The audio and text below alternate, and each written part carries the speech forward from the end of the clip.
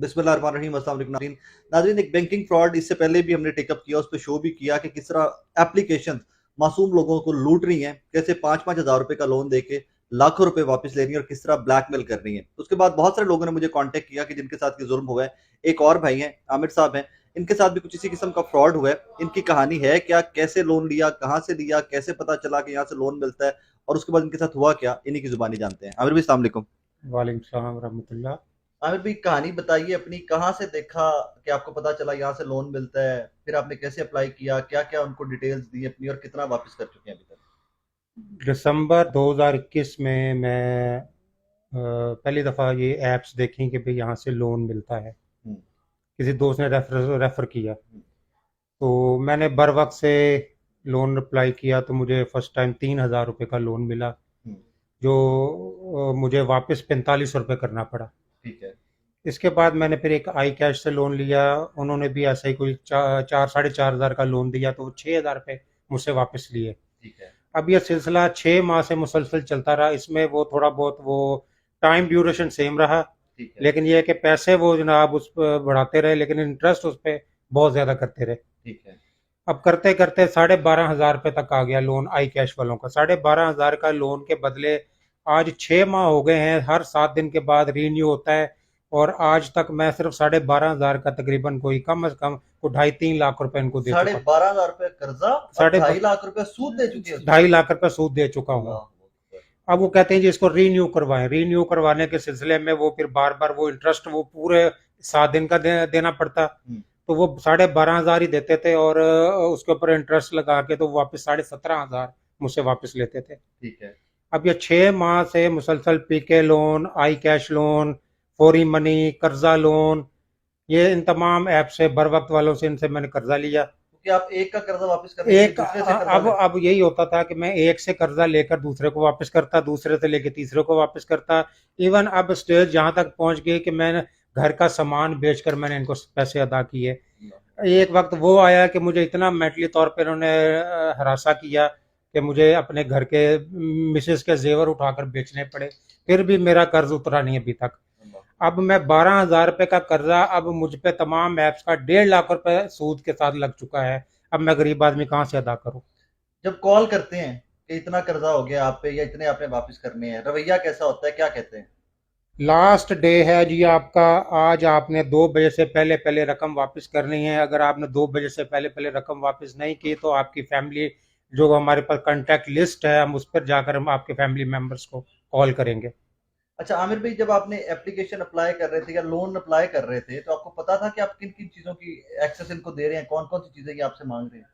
जी, वो मेरे नॉलेज में था कि ये मेरे फ़ोन का जो डेटा है वो जो है ना वो परमिशन मांग रहे हैं। जी। लेकिन मैं उस वक्त ये समझ रहा था कि इसमें शायद में भी ये गवर्नमेंट के एप्लीकेशंस हैं, हमारा डेटा लीक नहीं होगा, हम सेफली स्मूथली हम इनसे पैसे ले सकेंगे कर्ज। अच्छा, आप मुझे ये भी फरमा रहे थे ना कि जब आपने पहला लोन लिया तो आपको लगा कि ये गवर्नमेंट की स्कीम है। जी, जी, जी, मैं यही समझ समझ रहा था कि ये गवर्नमेंट की कोई, क्योंकि मैंने कुछ अर्सा पहले ये एक प्रोग्राम में मैंने ये देखा था कि भाई एक स्कीम लॉन्च हो रही है ऑनलाइन कर्जा की, हम्म। जो आप घर बैठे जो है पाकिस्तान के किसी जगह पे भी बैठकर बगैर विदाउट एनी डॉक्यूमेंटेशन जो है ना वो आप कर्जा अप्लाई कर सकते हैं। तो मैं उसी को मद्देनजर रखते हुए मैंने ये तमाम परमिशन इनको अलाउ की।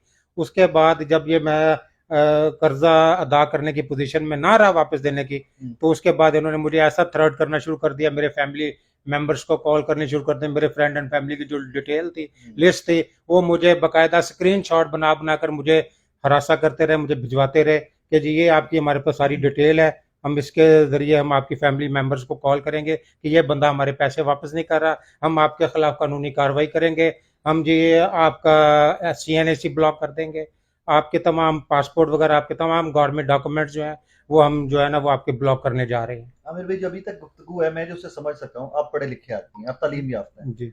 आपको कभी एहसास नहीं हुआ कि कोई भी इस तरह का फ्रॉडिया आपका शनाख्ती कार्ड या आपके सरकारी कागजात ब्लॉक नहीं करवा सकता।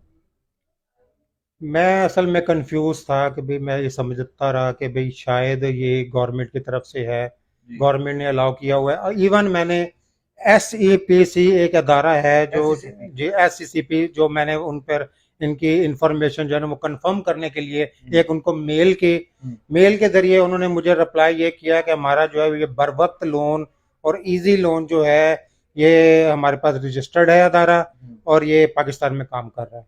तो बाकी जो लोन्स एप्स हैं वो इलीगल काम कर रही हैं।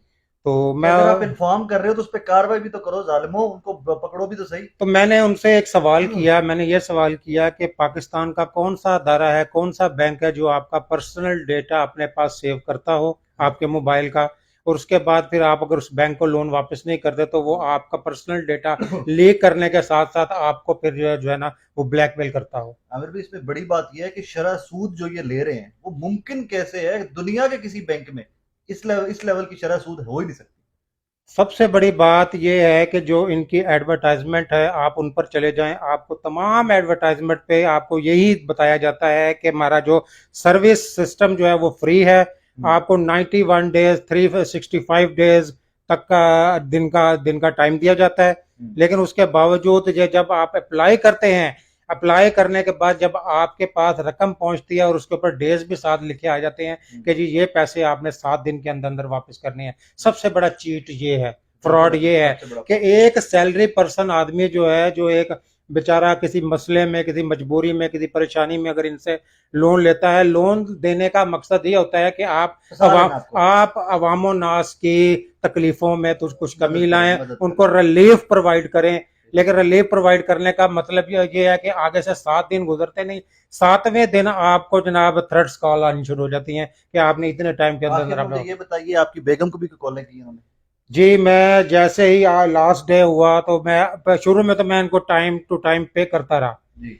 जब मेरी पोजीशन इस तरह के फाइनेंशियल पोजीशन डाउन हो गई तो मैं एक दिन डिले हुआ, तो मुझे उसी वक्त कॉल आती है इनकी कि जी आज जनाब आपका एक दिन ड्यू हो गया है, आपने 2 बजे से पहले पेमेंट अदा करनी है। ठीक है। मैंने उनको कहा भी आज मेरे पास पैसे नहीं है, जब मेरे पास पैसों का अरेंजमेंट हो जाएगा मैं आपको पैसे वापस कर दूंगा, आप बेफिक्र है। मैंने आपसे पहले भी 17 बार लोन लिया है और वापस किया है। आप मेरी क्रेडिट हिस्ट्री देख लें, आपके तमाम पैसे जो है मैं वापस कर चुका हूं, जितनी बार भी आपसे लोन लिया है। लेकिन अच्छा, उन्होंने फौरन, मैंने फोन बंद करनी है किया ही है जैसे ही, तो उसी वक्त 1 मिनट नहीं गुजरा तो मेरी मिसेस को कॉल आनी शुरू होगी उसी नंबर से।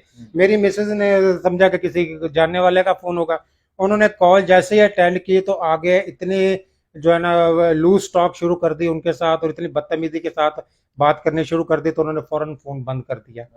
तो अब मैं बड़ा मेंटली तौर पे टॉर्चर हुआ। अब आखिर में नाजरीन, आखिर में आमिर साहब मेरे पास बैठे हुए हजारों लाखों लोग मुझे देख भी रहे होंगे, तमाम का तमाम फ्रॉड है ये जो आपको क्लेम करते हैं हम पुलिस को कंप्लेंट करेंगे, हम आपको कोर्ट में लेके जाएंगे। मेरा दावा है कि इनमें से कोई बंदा आपको लेके नहीं जा सकता। कोई बंदा लेके जाए, आप लोग के पास मेरा नंबर है, आप लोगों ने मुझे कॉल करना है, वकील मैं दूंगा और इनको घसीटूंगा अदालतों में मैं। आप लोग की जिम्मेदारी नहीं है। इससे आगे अगर आपके साथ कोई बंदा ज्यादती करता है, क्योंकि 12,000 रुपए के लोन के ऊपर अगर आप 2.5 लाख रुपए पहले सूद दे चुके हैं तो उसका मतलब सिर्फ ये है कि आपके जिस्म में जो आखिरी कतरा खून का है उसको भी निचोड़ लेना है। आमिर भी मेरे पास बैठे हुए इनके बड़े जाती से मामला की मुझे पहले रिकॉर्डिंग से बता रहे थे। इन्होंने बेगम का जेवर बेच दिया, इन्होंने घर का सामान बेच दिया, इन्होंने घर का एयर कंडीशन बेच दिया, और इवेंचुअली हालात ये हैं कि हमारी भाभी और इनकी बेगम जो है वो घर छोड़ के जा चुकी हैं। ये आमिर भाई एक मिसाल है। इस तरह की सैकड़ों मिसालों से मैं पिछले 2-3 दिनों में जब से स्कैम को मैंने टेकअप किया है, सैकड़ों मिसालें मेरे से फोन पे राब्ते में। हर बंदा खुदकुशी की कोशिश कर रहा है, हर बंदे के घर के हालात खराब हो गए, बेगमात चली गई हैं, घरों में लड़ाइयां हो रही हैं, लोगों की नौकरियां चली गई, क्योंकि जॉब प्लेसेस पे भी कॉल करते हैं और वहां पर भी ब्लैकमेल करते हैं। खुदारा जितना आप लूट चुके उतना आप लूट चुके।